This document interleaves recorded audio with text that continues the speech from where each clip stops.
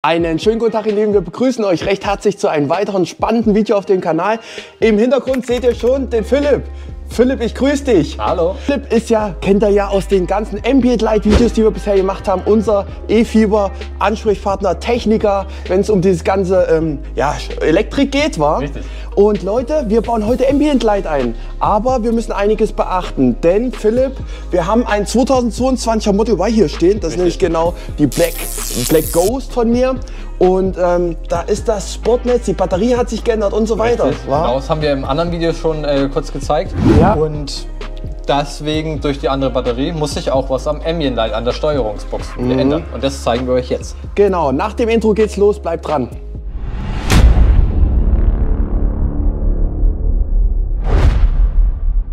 So Leute, bevor wir jetzt wirklich in den Einbau übergehen, wo wir es überall langlegen und so weiter, geht es natürlich darum, was braucht man überhaupt für Materialien, um das Ambient Light in euren Tesla Model 3 oder Model Y zu bekommen. Ich schwenke mal rüber zu Philipp, du erklärst uns das jetzt mal. Genau, was brauchen wir überhaupt? Wir haben jetzt hier ein paar Sachen liegen. Was man natürlich braucht, ist ein Ambient Light. Das haben wir jetzt hier in dieser Box. Das haben wir auch dem André damals schon eingebaut, habe ich auch schon eingebaut, bei mir selber. Ist preisgünstig, passt perfekt. Hast du da einen speziellen Link für? Ja, ist natürlich unten in der Videobeschreibung. Super. Und je nach Variante, was ihr in euer Model 3 einbauen wollt, braucht ihr eins mit 4 LEDs oder 6 LEDs. Ist aber alles auf diesem Link. Es gibt verschiedenste Varianten. Und falls ihr Fragen habt, könnt ihr mich natürlich jederzeit gerne kontaktieren. Das ist Punkt 1, was wir benötigen.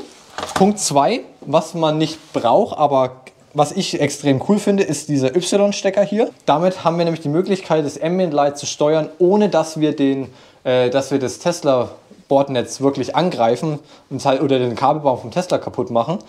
Deswegen machen wir es über diesen Y-Stecker hier, den kann man wieder restlos entfernen. Und was wir auch noch benötigen für die Steuerung, ist eine Steuerungsbox. Wie ihr hier seht, wir haben jetzt inzwischen 2 Versionen. Das ist aufgrund der neuen Batterie, die es im Model 3 und Model Y gibt. Da habt ihr ja das Video oben gesehen. Wir verlinken es euch oben extra nochmal. Genau. Da gibt es echt Spannungsunterschiede. Und die sind teilweise so krass, dass euer Ambient Light, was ihr da bei Amazon oder wo auch immer kauft, nicht mehr funktioniert. Nicht mehr funktionieren kann. Wir haben es nicht ausprobiert, wir werden es auch nicht ausprobieren. Ich empfehle es auch keinem, das auszuprobieren. Wer weiß, was kaputt gehen kann, einfach nicht machen. Und genau, was haben wir hier? Wir haben diese Steuerungsbox. Das ist die, wie gesagt, aus dem alten Video. Die könnt ihr natürlich auch immer noch bei mir erwerben. Und die neue Version ist im Prinzip vom System her funktioniert die wie die alte. Allerdings ist da jetzt noch ein Spannungswandler eingebaut, der das halt sicherstellt, dass das Ambient Light auch immer die passende Spannung bekommt und dass es eben nicht kaputt gehen kann. Und wie ihr hier auch seht, diese kleinen Stromdiebe, diese Kabelabzweiger hier, sind natürlich auch dabei, wenn ihr bei mir was bestellt. Selbst und wie auch dieser Anschluss für das Ambient Light selber und für die, die es natürlich auch selber einbauen, gibt es noch eine passende Anleitung dazu. Die ist jetzt noch die alte Version, aber je nachdem, was ihr dann braucht, zeigen wir euch das. Und was ganz wichtig ist, wie ihr seht, wir haben ja 2 Versionen. Sagt mir auch einfach Bescheid, welchen Prozessor ihr in eurem Auto habt. Weil wenn ihr den Ryzen-Prozessor habt, den neuen, braucht ihr diese neue Version 2, also die Version für die Lithium-Ionen-Akkus. Ja, wenn absolut. ihr noch den Intel-Prozessor drin habt, braucht ihr die Version 1 noch die alte. Genau, also es geht faktisch darum, das Ambient Light soll ja im Prinzip auch so sein, dass wenn ihr die Tür zumacht, die Autotür, dass dann auch das Licht komplett ausgeht. Richtig. Man kann das faktisch auch über diese Amazon-Dinger mit eurer, wie heißt das, 12 Volt anschließen, Genau, war? über den Stecker. Ja, dann brennt das aber nach und... Oder ihr könnt es manuell ausmachen, theoretisch, aber da muss man halt immer wieder was manuell machen. Und das ist halt eine automatische Steuerung. Richtig, genau. Ihr könnt zwar auch manuell ausschalten, aber hier ist automatisiert und es ist einfach so sexy und entspannt. Von daher, wichtig ist jetzt wirklich nur, sagt dem Philipp, welchen Prozessor habt. Demnach kriegt ihr dann die Boxen zugeschickt. Oder anderer Weg, den ich jetzt immer mache. Ich fahre einfach zum Philipp hin und du baust mir das ein. Genau, das gibt's auch. Wie lange dauert denn das eigentlich? Also je nachdem, was natürlich ihr haben wollt, aber ich sage jetzt mal, Mittelkonsole und Armaturenbrett braucht so zwischen 2 bis 3 Stunden ungefähr. Wenn dann die Sitze, so wie wir es beim André das letzte Mal probiert haben, habe ich inzwischen eine Möglichkeit gefunden, das auch hinzubekommen. Braucht so zwischen 6 bis 7 Stunden. Die Sitze an sich brauchen noch mal deutlich länger. Ja, Philipp, lass mal kurz hier hingehen, den Leuten zu zeigen, wo überhaupt. Richtig. Kommst du mal auf die andere Seite? Dann können wir es am besten mal richtig zeigen. Genau. Wo wir Ambient Light jetzt hier bei meinem Model Y einbauen. Genau, bei deinem Model Y bauen wir jetzt das Ambient Light hier einmal um diesen Ring hier rum und einmal hier in dem Lüftungsschlitz hier oben, Ja. wie ihr seht. Und was ich persönlich ganz schön finde, dieser Schlitz hier ist keine direkte Beleuchtung, es ist eine indirekte Beleuchtung. Das heißt, wir haben auch ein bisschen Spielraum und den Lichtleiter besser zu verlegen, weil man kann auf diese Fuge nicht direkt drauf schauen. Da muss man sich schon ziemlich verbiegen, dass man diese Fuge sieht. Okay, Und ist ein guter Platz, ja. Und früher beim ersten Model 3, oder nee, beim zweiten war das, Genau. da hatten wir ja im Prinzip hier hinten noch die Sitze. hatten wir noch um die Sitze hier rum gemacht. So sieht das jetzt erstmal aus. Wir gehen jetzt mal hin. Ich hoffe, der Wind stört nicht zu sehr. So sieht das Ganze jetzt hier aus, Leute. Es hat sich doch gelohnt. Ich bin überwältigt. Wie gesagt, ist machbar, ist sehr, sehr, sehr aufwendig. Und ich persönlich habe es auch nicht eingebaut, aber aus einem anderen Grund. Aber es sieht schon cool aus, aber man muss es wirklich haben wollen. Und ich finde auch selber als Fahrer hat man davon auch relativ wenig, weil man ja vorne sitzt und nicht hinten. So, Philipp hat sich auf der Rücksitzbank bequem gemacht. Wir haben die Sitze, die vorderen Sitze komplett vorgefahren. Und nach oben, dass wir hier möglichst viel Platz haben. Ja. Und wie wir es auch beim Model 3 schon gemacht haben, wir haben hier ein kleines gewinkeltes Werkzeug. Das ist sogar inzwischen bei dem Y-Stecker bei dem Hersteller dabei. Ja. Und ich nehme trotzdem gerne die andere Seite. Ja, ist ein bisschen hartnäckig abzukriegen, die Klappe. Das war schon beim Model 3 damals so. Aber wie gesagt, mit ein bisschen Druck ist das kein Problem. So, ab ist die Kappe und wir sehen, wie vermutet, genau unseren blauen Stecker. Richtig. Und was wir hier auch gleich sehen, wir haben hier nicht wie beim Model 3 diese kleine Vertiefung, wo wir zum Beispiel die Ambient Lightbox einbauen können. Oh ja, hast recht. Oder auch den OBD-Stecker. Ist alles belegt. Das ist doch blöd. Richtig, aber auch dafür gibt es Lösungen. Ah, Philipp Und wieder. deswegen wird auch bei der neuen Schaltung und beim Model Y ist es einfach sinnvoller, die Ambient Lightbox woanders hin zu verlegen. Zum Beispiel beim alten Model Y Ja. zeige ich mir euch das auch mal hier. Wir machen hier einfach diese Verkleidung ab, indem wir einfach beherzt dran ziehen. Ja. Beim alten Model Y kann man die Ambient Lightbox hier oben noch mit einbauen. Und die Kabel dann gehen von hier runter. Und dann kann man sie da an den Y-Stecker anschließen. Was heißt altes Model Y? Das Model Y mit der alten Batterie. Also die ganz. Ach, da ist das auch anders? Ja. Genau, wir haben es also das alte Model Y, nenne ich es jetzt mal. Altes Model Y bezieht sich jetzt nur auf den Prozessor. Also die Model Y mit Intel-Prozessoren, die haben auch diesen Raum hier unten nicht, weil das hat sich hier nicht geändert. Und deswegen kann man halt diese Ambient Lightbox hier oben am besten einbauen, die Schaltbox, die ich baue. Und für die neuen kommt sie dann noch woanders hin. Aber Okay, das zeigst du uns gleich mal. Genau. So, Philipp, jetzt geht's ans Eingemachte. Richtig, genau. Wir bereiten jetzt hier die Schaltung vor und schließen die jetzt an den Y-Stecker an. Ist, wie gesagt, auch alles in der Anleitung nochmal gemacht. Wie auch beim letzten Mal, wie wir es schon gemacht hatten, schließen wir jetzt hier diese Stromdiebe an. Und was man hier sieht bei diesem Y-Stecker, ist normalerweise noch so Isolierung drumherum. Die habe ich jetzt schon abgemacht. Und was ich dann ganz gerne nochmal mache, ich mache mir hier noch ein bisschen Platz und mache diesen Stromschlauch noch ein bisschen weg.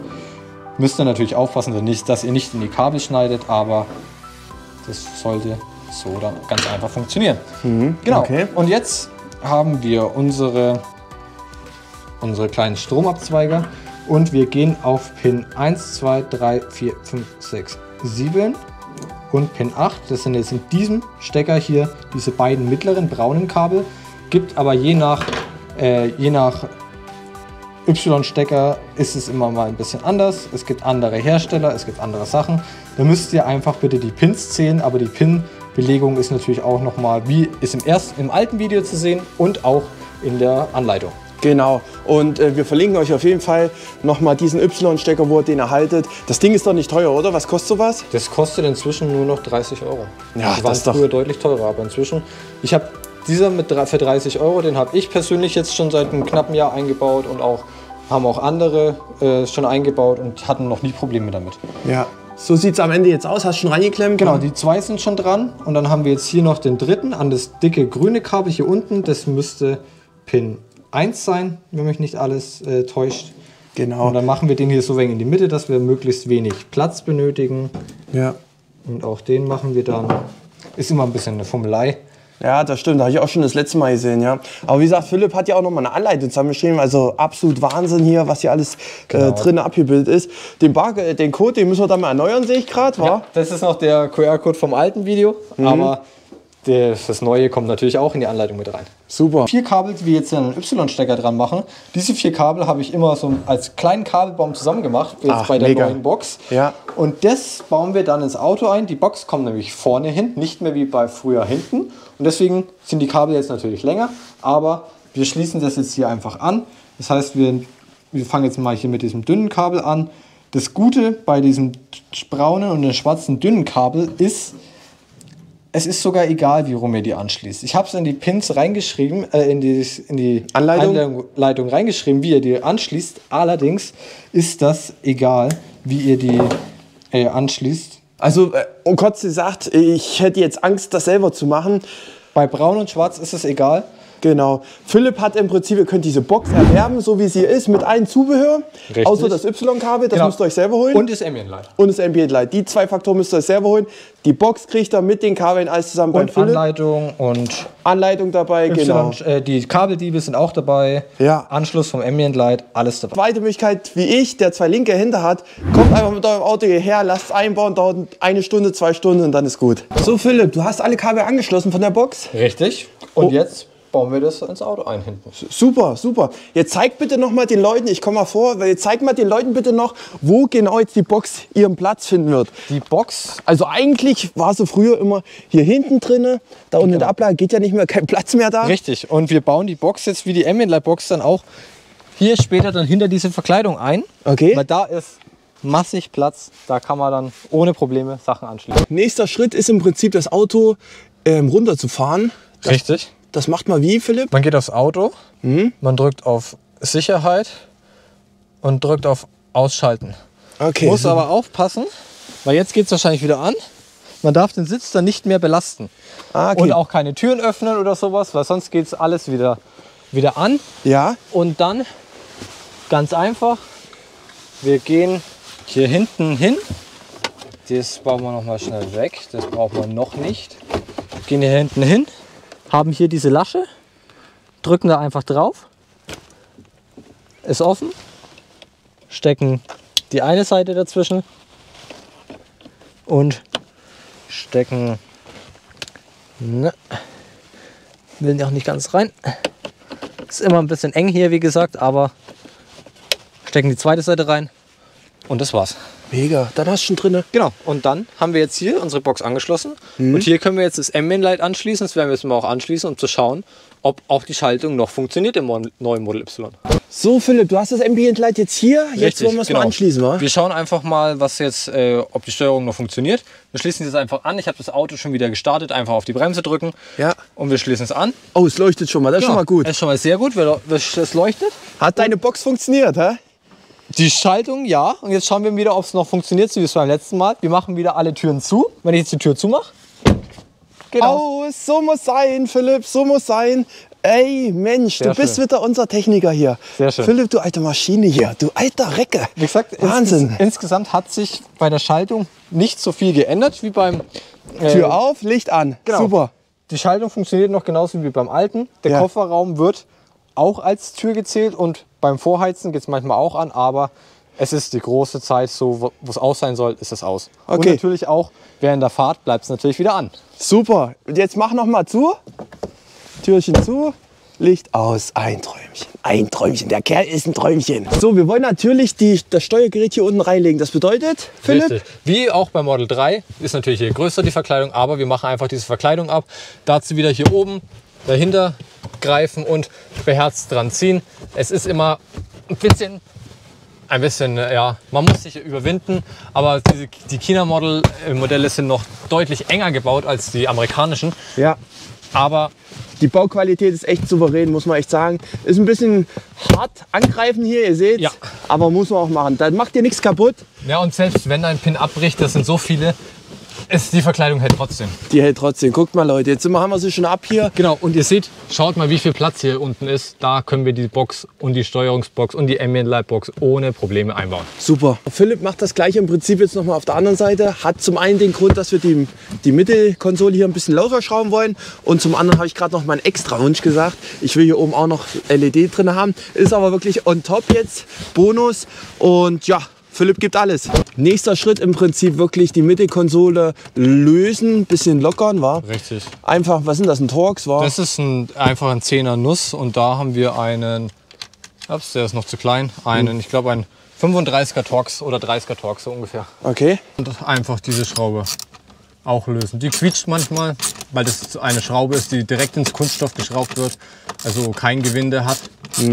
Also kein normales Gewinde, sage ich mal, sondern so ein Kunststoffgewinde. Das heißt, nur 2 Schrauben muss man lösen, um die Mittelkonsole effektiv zu lockern. 2 Seiten auf der Seite hier vorne, eine Schraube hinten und auf der anderen Seite nochmal das gleiche. Okay. Das heißt insgesamt 6 Schrauben. So, Philipp verlegt jetzt im Prinzip 2 LEDs von eurem Ambient Light Kit hinten rein. Genau, für die Mittelkonsolenbeleuchtung habe ich nämlich inzwischen eine etwas elegantere Methode gefunden. Deswegen schaut auch drauf, dass ihr so ein Ambient Light Kit habt, wo ihr dann die einzelnen LEDs nochmal abstecken könnt. Weil dann haben wir es jetzt hier. Wir haben diese Verkleidung ja schon abgebaut und dann können wir das einfach hier reinschieben im Prinzip und ein bisschen rumfummeln und dann... Ach, kannst du unten durchziehen sozusagen? Richtig, und dann ziehen wir die nämlich einfach unten durch und dann ist es alles hinter Verkleidungen. Keiner sieht, dass der Kabel rumgelegt wurden, aber sie sind schön versteckt. So, die Kabel kommen dann hier nach vorne Genau. und Philipp greift schon an hier mit der Schaltbox. Genau, die Schaltbox kommt auch einfach erstmal grob nur nach vorne Erstmal grob nur nach vorne, genau. und dann legen wir das jetzt hier schön unter der Mittelkonsole entlang. Warte, ich komme mal hinter dich. Dazu heben wir die jetzt ein bisschen an, die Mittelkonsole, weil die haben wir ja locker geschraubt. Und jetzt können wir hier die Kabel schön darunter verstecken. Ach, Philipp, du Fuchs, schön. Und schon sind die Kabel von außen nicht mehr sichtbar. Ja, macht auf jeden Fall Sinn und sieht sehr, sehr gut aus. Ja, ich sehe schon, du hast im Vergleich, wann haben wir das letzte Mal ein Video gedreht mit Ambient Light? Vor 11 Monaten. Vor 11 Monaten. Du hast dich schon sehr derbe hier weiterentwickelt und kennst das Ding jetzt schon auswendig. Alleine, dass das auch hier mittelkonsolentechnisch genau gleich ist wie Model 3 war, nur aufgebockt. Genau, das ist, hat Vorteile. Ich kenne mich ein bisschen aus. Ja, auf jeden Fall. Die Kabel liegen jetzt vorne und wir machen jetzt erstmal die Seitenteile ab. Genau, wir machen jetzt hier die Seitenverkleidungen ab. Dazu gehe ich ganz gerne immer hier unter die Türverkleidung. Man kann sie da einfach auch mal ein bisschen wegmachen. Man kann hier drunter fassen und hier drunter fassen und zieht die von hier oben ab und dann einfach so raus. Und ihr seht hier diese 2 kleinen Nasen. Die sind auch letztes Jahr irgendwann dazugekommen, dass diese Verkleidung hier ein bisschen schöner dran sitzt, auch in den China-Modellen. Aber trotzdem ist diese Ecke, ist und bleibt einfach komisch. Ja, absolut, das stimmt. Und dann haben wir hier noch die Verkleidung. Das mache ich auch ganz gerne einfach mit der Hand, weil dann kann man nicht mehr irgendwie mit dem Werkzeug abrutschen und irgendwas kaputt machen. Hat hier die nächste Verkleidung ab. Und jetzt kann man dann hier noch diesen Pin rausmachen. Diesen Kunststoffpin. Macht den hier raus. Dazu geht ihr einfach hier mit dem Schraubenzieher oder mit so einem Kunststoffwerkzeug drunter. Zieht das Mittelteil raus und dann könnt ihr den ganz rausziehen. Dann haben wir diese Verkleidung locker. Wir gehen hier vorne drunter. Und dann heben wir hier so raus, machen hier noch ab. Und hier vorne ist noch ein Clip drunter. Genau. Und dann müsste die Verkleidung auch schon locker sein. Und dann Wahnsinn, ja. haben wir die Seitenverkleidung hier auch abgebaut. Super, Philipp, ich nehm's dir ab. Auch noch den Unterschied zwischen Model 3 und Model Y. Weil im Model 3 ist das hier ein bisschen anders gebaut. Aber grundsätzlich ist es trotzdem sehr, sehr ähnlich. Als nächstes wird die nächste LED verlegt im Prinzip. Philipp hat hier oben den Ansatz schon gemacht, bis dahin müssen wir kommen. Und wir gehen jetzt unter den Teppich bis rüber zum Steuergerät in der Mittelkonsole. Richtig, das ist jetzt bei Model Y ein bisschen schwieriger als bei Model 3, weil wir hier diesen Schaumstoff hier drunter haben. Philipp, du hast es geschafft, durchzukommen, wa? Ja. Aber wir haben es jetzt ein bisschen anders gemacht, weil bei Model 3 bin ich hier immer direkt unterm Teppich gegangen, aber das geht jetzt aufgrund dieses Schaumstoffs nicht. Wir haben jetzt einfach hier oben rumgegangen, wir haben hier diese Verkleidung, kommt man ohne Probleme rein, kann man das Kabel schön verstecken und das ist auch hinter dem Teppich, das heißt, es kann auch nicht herausrutschen. Okay, und wir sind jetzt hier wieder unten rausgekommen. Und da haben wir das Kabel. Wir haben das gleiche jetzt auf der anderen Seite gemacht, Verkleidung ab und die LED hier durchgezogen. Ist ein bisschen schwieriger, war Philipp? Ja, wir haben uns einen Stab genommen und haben es dann doch unter den Teppich durchgeschoben, weil hier können wir natürlich nicht so einfach unter der Verkleidung, weil wir haben hier Genau. ein paar Pedale. Super. So, wir haben jetzt das Dashboard draußen und Philipp hat schon wie die Gitarre in der Hand. Brauchen wir später, warum machen wir es raus? Weil wir dann so einfach besser an das Ambient Light hinkommen, wo wir es dann einbauen wollen, an die Stelle. Wie geht's denn weiter? Ja, wir bauen jetzt im Prinzip erstmal die Ambient Light Box unten ein. Das ist jetzt noch, genau, wir bauen das Ambient Light Box hier unten ein und auch die Schaltbox, also die beiden Boxen, bauen wir jetzt unten fest und machen noch ein bisschen, also kleben es auch wirklich fest mit Klebeband oder auch noch mit ein bisschen Dämmmaterial, dass es einfach nicht klappern kann, nicht scheppern kann. Dass es alles schön ist, so wie es soll. Wenn jetzt innen alles geklebt ist, könnt ihr im Prinzip dann auch schon die Mittelkonsole wieder festschrauben, wa? Richtig, Philipp? genau. Die könnt ihr dann wieder festmachen. Am Ende seht ihr jetzt hier wieder alles tutti verkleidet. Und Philipp geht jetzt weiter im Programm mit der Mittelkonsole, dass wir jetzt hier um dieses U im Prinzip das schön beleuchten können. Das mit den Knicken ist immer ein bisschen schwierig, wa? Ja, das ist schwierig. Es wird auch leider nie perfekt, aber wir machen es so gut wie es geht. Ja, absolut. Und ihr seht schon, hier oben habe ich meine Handyabhalterung exklusiv für mich gemacht. Philipp, vielen Dank dafür schon mal. Kein Thema. Das ist mal ein Test, ein sehr interessanter Test, um mal zu schauen, ob es geht. Und schauen wir einfach mal. Sieht sexy aus schon mal. Mein Lieblingsfarbe habe ich schon eingestellt, rosa.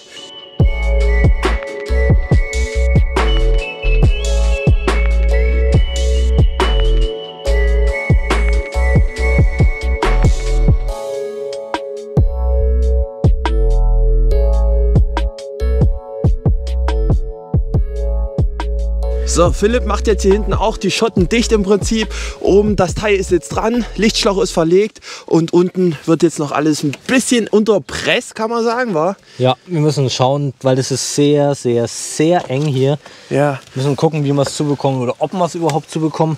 Aber wir finden eine Lösung. Super. So, ihr Lieben, ihr seht den Philipp schon, nämlich am letzten Bauteil, was jetzt noch beleuchtet wird, nämlich das Dashboard. Richtig. Philipp verlegt das jetzt schon schön. Philipp, ich muss erst mal sagen, hier echt, wir haben ja im Prinzip jetzt, das letzte Video ist 11 Monate her, du hast schon so viel dazugelernt einfach, was man besser machen kann mittlerweile beim Verlegen von Ambient Light, das ist absolut Wahnsinn. Richtig. Also sowas lernst du auch nur, kann man echt nur sagen, sowas lernst du auch nur, wenn du es machst. Also wenn du es einfach machst in der Praxis, das kannst du nicht in der Theorie lernen. Wirklich top, Augen, Daumen nach oben meine ich, nicht Augen auf. Danke. Nee, genau, wir schauen jetzt hier, dass wir, ich mache das jetzt ganz gerne immer so, dass ich hier dann die LED schon gleich verstecke, dass das hier alles schon so schön liegt. Und wenn das dann hier so schön liegt, schon der Lichtleiter, dann verlegen wir den hier oben wieder in der Mittelkonsole, im Armaturenbrett. Und wie ihr seht, er rutscht ja hier hinaus. Ja. Und das ist ja auch häufig das Problem. Deswegen arbeiten wir ein bisschen mit Heißkleber. Das ist ein spezieller Heißkleber, der für das Material vom Armaturenbrett gedacht ist.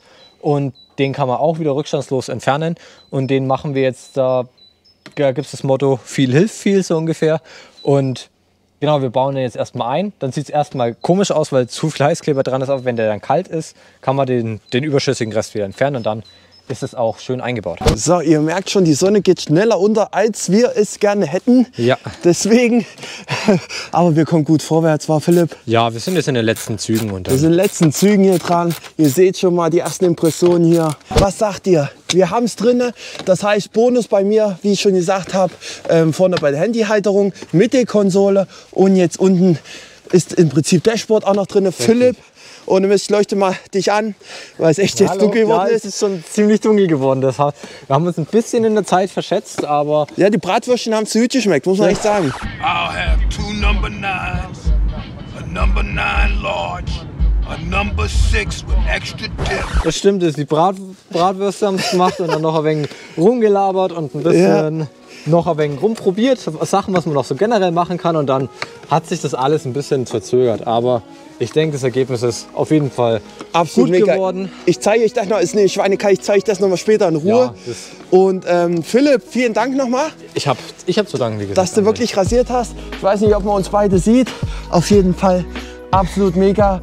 Wenn ihr auch das haben wollt, schaut unten in die Videobeschreibung rein, wa? Richtig, genau. Kontaktiert mich entweder per Mail oder per Instagram. Seht ihr in der Videobeschreibung. Ganz wichtig, genau, Leute, dass ihr das versteht. Richtig. Und ansonsten, wir sehen uns im nächsten Video wieder. Macht's gut, halt die Ohren steif. Ciao. Ciao. So, ihr Lieben, ich bin jetzt wieder zu Hause. Philipp hat wieder einen wirklich tollen Job gemacht. Ich bin sehr, sehr zufrieden. Vielen Dank dafür, Philipp, wenn du das gerade siehst. Und ich wollte euch jetzt einfach nur noch mal zeigen, wie es jetzt wirklich mit ein bisschen Dunkelheit aussieht. Es ist jetzt nicht ganz dunkel, aber ja, guckt mal, wie viele Wolken am Himmel sind. Wo ist der Frühling? Wo ist der Frühling? Wir gehen mal zum Fahrzeug und dann schauen wir es uns mal gemeinsam an. Im Prinzip, ihr habt es ja auch gesehen, ich habe das Fenster runter gemacht. Wenn das Auto zu ist, dann ist auch kein Ambient Light an. Ich mache es jetzt hier mal auf und dann geht's an. So sieht das Ganze aus. Ich fange mal hinten an. Da seht ihr das von hinten mal. Sieht wirklich toll aus. Und zwar schaut euch das hier an. Das hat doch was, oder? Das ist schön mit Mittelkonsole bedeckt im Prinzip, und ganz hinten am Dashboard haben wir so eine Art indirektes Licht. Das heißt, es blendet euch nicht, es strahlt nicht aktiv jetzt in die Augen. Wir können das Ganze auch mit App steuern. Das ist sehr, sehr cool gemacht. Kann ich euch ja gerade mal zeigen. Und zwar, wenn wir hier mal aufs Handy gucken, dann, wo habe ich denn die App? Müssen wir gerade mal gucken. Hier ist er. Und dann seht ihr hier auch, kann man dann im Prinzip, wenn sich das verbunden hat, alles einstellen, wie man es haben will. Ihr seht es hier auch. Das ist schon was Feines. Ist schon was Feines. Ich bin sehr zufrieden. Macht Spaß. Ihr habt ja auch verschiedene Menüs, was ihr noch machen könnt, nach Musik oder sowas. Hier nach, was weiß ich. Es ist alles dabei in dieser App. Wirklich toll. Link ist ja unten in der Videobeschreibung drin. Das hat auf jeden Fall was. Meine Lieblingsfarbe ist eigentlich so blau, lila. Und ja, ich kann euch jetzt noch mal die Fahrerperspektive zeigen, dass ihr noch mal seht, wirklich auch, wie es aussieht, wenn man auf dem Fahrersitz ist. Und ja, was soll ich euch sagen, Leute? Das hat doch was, oder? Ich meine, hier, das ist noch ein absoluter Bonus von mir mit der Handyhalterung, dass man das so schön drin hat, schön beleuchtet. Aber auch hier, ihr seht, das ist indirekt, das stört euch überhaupt nicht, das tut nicht weh. Also ich bin wirklich sehr zufrieden. Alles in allem wünsche ich euch jetzt wirklich einen schönen Tag. Haltet die Ohren steif und wir sehen uns im nächsten Video wieder.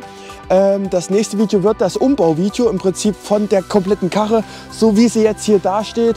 Ist ja eine ordentliche Maschine geworden. Und ja, das seht ihr dann alles noch mal im Detail. Ich wünsche euch jetzt einen schönen Tag. Haltet die Ohren steif. Macht's gut. Ciao.